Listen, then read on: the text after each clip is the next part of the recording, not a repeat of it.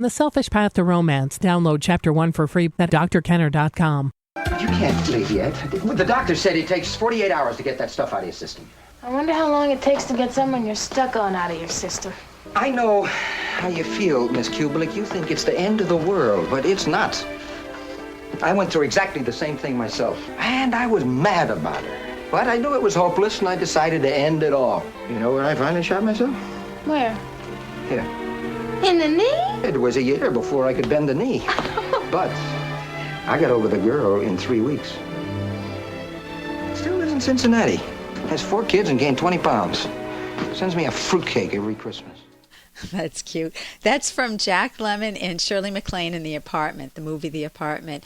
And think about that. When you go through a rejection like that, it feels like the end of the world, and many times you feel like doing yourself in, or many people. That's the only time I went to a psychiatrist was when a boyfriend broke up with me, or I can't even remember. I might have broken up with him, but I think he broke up with me.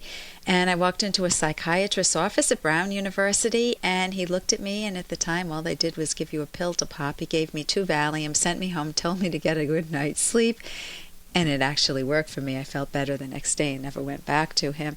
But the goal is, if you are feeling rejected, know that with time, your mind is able to put the pieces together and to see them more clearly. Immediately, you feel the wound of the rejection, but then you're able to assess it over time. That's why 3 weeks later, he doesn't want to commit suicide anymore. For more Dr. Kenner podcast, go to drkenner.com and please listen to this ad. Here's an excerpt from The Selfish Path to Romance, the Serious Romance Guidebook by clinical psychologist Dr. Ellen Kenner and Dr. Edwin Locke.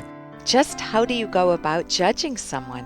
What one says is important, but to fully assess a person's character, values, and personality, observe not only what they say, but also how they act in different situations. If there is a contradiction between words and actions, treat the actions as representing the real person.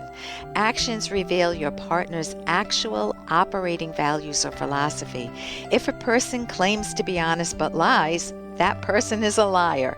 Partners cannot hide their real selves indefinitely. No matter how many times a person says he or she loves you, watch what that person actually does to show it.